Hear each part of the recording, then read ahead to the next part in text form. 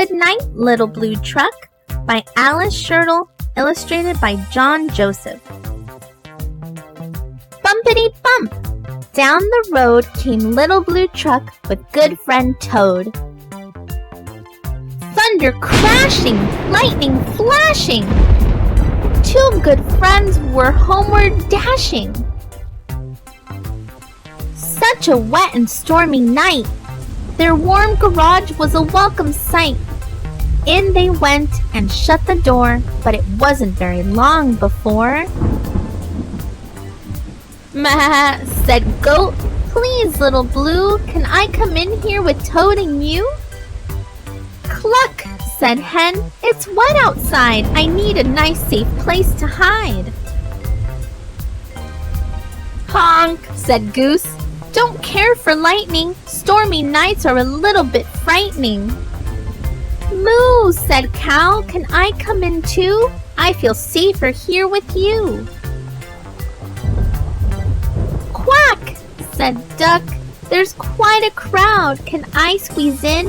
Are ducks allowed?" "Oink," said Pig, "is there room for me? I'm cold and wet as I can be." "Beep, beep, beep," said Little Blue, "there's room for you and you and you. Everybody gather round. Thunder's such a grumbly sound." Clouds bump and tumble in the sky, but here inside we're warm and dry, and all the thirsty plants below will get a drink to help them grow. Close to Blue, over and under, they listen to the rain and thunder. Duck said loud as he could quack it, "Thunder's just a noisy racket." "Boom," said Goat, "it isn't scary. I was not afraid, not very." "Just a noise," said Pig, "no wonder. I'm not scared of a little thunder."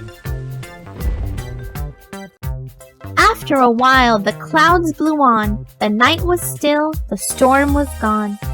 Goat said, "We feel better, Blue. It's easy to be brave with you." Pig said, "I feel sleepy now. Let's all head for home," said Cow.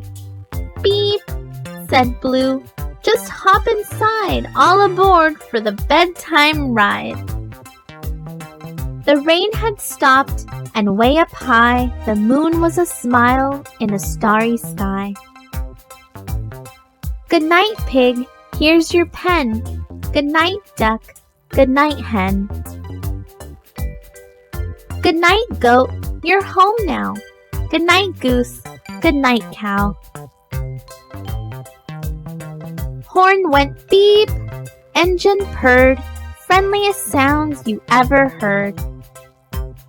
Blue and Toad drove home together, two good friends in any weather. Toad lay down on his own small bed. "Croak, good night, Little Blue," he said. Blue gave one small sleepy beep, then Little Blue Truck fell fast asleep. The end.